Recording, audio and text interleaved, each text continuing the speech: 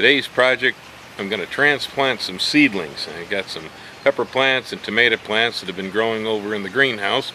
I've got them in cell packs, and I want to take them and move them up to 4-inch pots. And so I'm going to start the process of showing how to shift a plant to the next pot size. First thing we need is some soil. Using some planting mix as compost. You could just use regular old potting soil in the sack if you chose to, but I don't happen to have any today, so I'm going to make my own soil. To the planting mix, I'm going to add 1 scoopful of vermiculite. Some people are concerned about vermiculite deposits having asbestos in them. This particular brand of vermiculite over here by Thermo Rock has been guaranteed by the manufacturer to be from a deposit that is asbestos free. I like using the vermiculite because it holds both moisture and air in a soil mix. Okay, so there I have 1 scoopful of perlite, 1 scoopful of vermiculite, and about 1/4 of a bag full of planting mix. Next, I'm going to fortify the mix a bit by adding some organic fertilizer to it. Right here on the bag, we have the OMRI certification.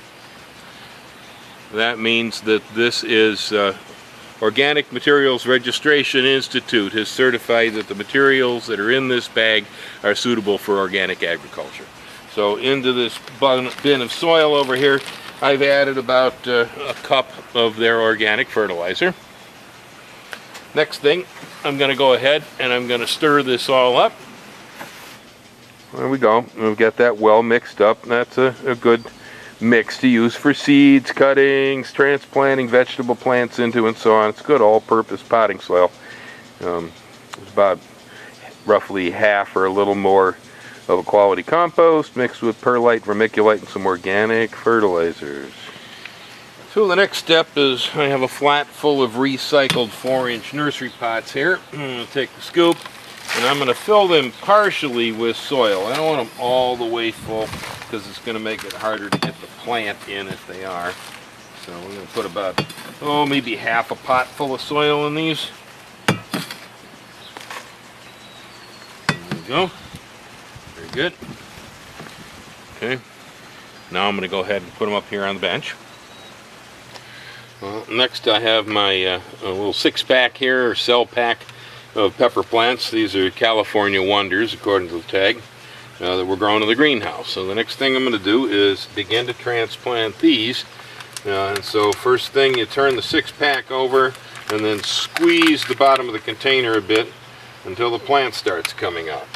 Now when you handle a seedling, it's important. Either handle the seedling by putting the root ball in your palm, or grab hold of one of the leaves, preferably the seed leaves. Those are the first ones because they're going to go away quickly anyway. Don't handle the seedling by the stem, because if you break the stem or damage the stem, you may lose the entire plant. Okay, so that's a bad idea to handle them by the stem. In this case, I'm holding it from below. I'm going to push the plant down here into the container, pack the soil around it a little bit to keep it stood upright. Move my tag over so I know what I'm working with. And again, we're turning the 6-pack over and we're squeezing it to get the seedling to come out. Seedling's got pretty good roots on it. They're ready for this. Alright, so we dumped them in there. Now I'm pushing the soil down around it again so it's firmed in. Okay, first row. Now I'm going to take a little extra soil. I'm going to push it in here because I didn't fill these containers all the way up. A little bit of soil that was on each one also filled the containers up a bit, so we're not going to need too much soil to do this. But there we go. I have 1 row of California Wonder peppers. And here we have 2 in the same cell, you see? And so I'm going to grab one by the seed leaf and the other by the seed leaf. I'm going to shake and dance the roots apart like that, you see? That way we pull them apart without doing too much damage to the plant roots. A little bit of pruning on the roots, no problem. Okay, so that came out without much soil, so I'm going to add some right away. Keep standing up straight for me. All right, there we go. There we have 2 rows, 8 California Wonder peppers. Right here, I have a 6-pack full of YOLO Wonders. Pretty similar pepper, actually. 3 nice big ones in here. I don't know, let's see, I'm not doing an inventory very well. What do we have? Okay, that'll work. 2 nice big ones in here. Split them up. There we go. Just like that. Now, a little soil in there. Now, we've already fertilized this soil with some organic fertilizer, and that will be enough to get these plants to grow up to size for the garden. We won't really need any more until they go into the ground. Once they go to the ground, they're going to need a little more fertilizer. That cup of fertilizer in the mix was plenty enough to get these to grow. Don't use too much fertilizer in the container. If you overdo it in the soil mix, sometimes you can burn things up. Organics are kind of hard to burn with because they tend to be fairly mild, but nevertheless. So I recommend when you're working with containerized plants that you either use a organic potting soil or use a time release fertilizer.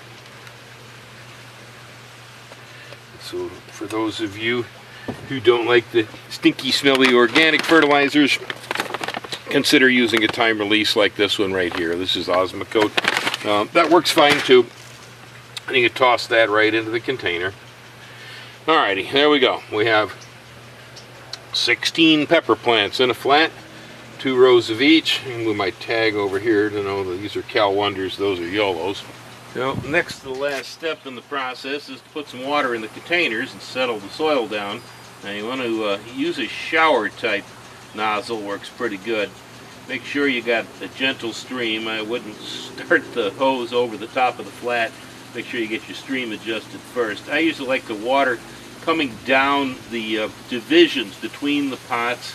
That'll push the soil both ways onto the plants, and it won't smash the plants flat, because after transplanting they're going to shift in these containers real easy. So if we open fire over the top like that with the hose, we'd probably go ahead and just smack them all down to the dirt. So, some people like to use a mister nozzle. I mean, that's possible. There's a mist here like this. That works. I don't think it works nearly as well. I prefer to use the shower head on the hose. That will settle the soil down nicely. Doesn't take me as long to do the work either. There we go. Watered in real good. I'm back inside the greenhouse, and I found an appropriate location for my flats of peppers. I found a sunny spot on the table for the freshly transplanted peppers. Got their labels in them so you know what's going. Back there I've got some other peppers, and then over here we did tomatoes. Same process, tomatoes, peppers, eggplants, really doesn't matter. It's all the same. I typically will start things in little cell packs like this corn here, because it conserves space inside my greenhouse. If I start everything inside a 4-inch pot, it takes up a lot more room. So the cell pack is where I get going, and then I begin expanding outward from there and moving things out to the garden, shifting them up to bigger pots and so on. So it's as simple as all that. Just be cautious not to over fertilize your containers. Don't put fertilizer along your stems. Don't handle the stems on your new plants. Just push the soil up along them to firm them in. Push them down good in the pot, and otherwise you should do just fine, as long as you have a fairly warm environment to raise these plants in, and you have enough water and enough light. Thanks a lot for watching. Great gardening.